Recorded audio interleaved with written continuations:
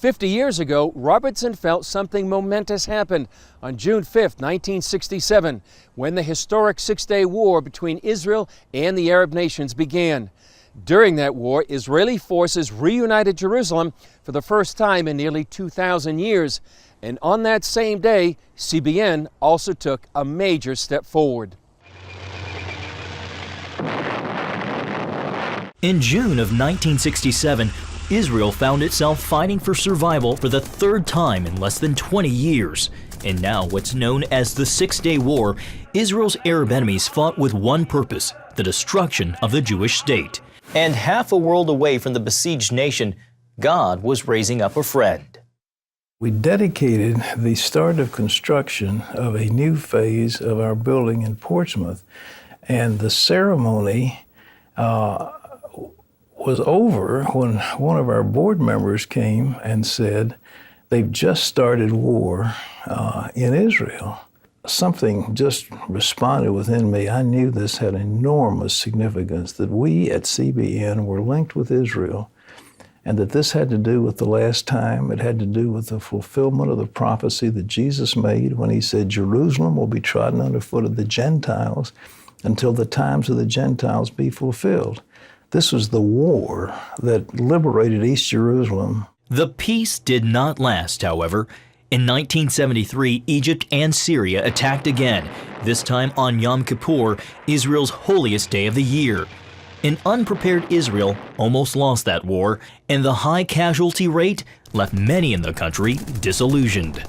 A 1974 CBN special brought a message of hope to a war-weary nation. It became so obvious to every one of us in this country that the threat was to the very existence of the newly born Jewish state. Here was the general, actually, under Moshe Dayan, who had captured Jerusalem. Now he'd become prime minister. But I had a sense that Israel was so alone. There was a sadness in his voice. He asked America to be strong.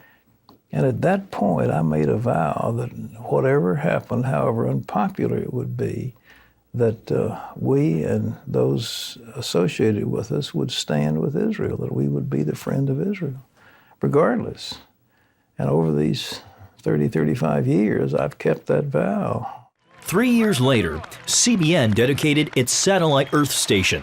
As a preview of things to come, the first satellite image received came from the Mount of Olives. Since then, the alliance between CBN and Israel has only grown stronger. In 2001, a news bureau opened in the heart of Jerusalem to bring a prophetic understanding of end-time events.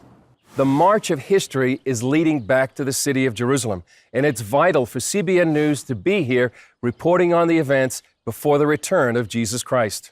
At Pat Robertson's 75th birthday celebration in 2005, Benjamin Netanyahu sent a stirring thank you to Pat for his friendship to Israel. Pat Robertson has been a magnificent friend of Israel, and he's been a personal friend of mine. I felt that we had no greater friend in the world, and I mean that. We have no greater friend in the world than Pat Robertson. In August of 2006, Pat traveled to Israel during the war to demonstrate his support. I'm here, among other things, to tell your people that the evangelical Christians of America are with you. We're praying for you. We pray for the nation of Israel. CBN also has shown its humanitarian commitment to those living in Israel.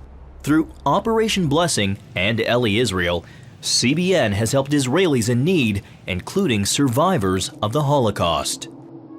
CBN News now sends Jerusalem Dateline, an award-winning half-hour weekly program around the world through broadcast and the internet, where it's translated into languages like Korean and Finnish. And In Our Hands, The Battle for Jerusalem is the most ambitious project of CBN's Middle East documentary team, with more specials on the way. CBN's ties to Israel remain strong and steadfast, and we will be there to report the prophetic events that herald the day of the Messiah's return. This is the land that the Lord is going to visit. He's coming back again to Israel.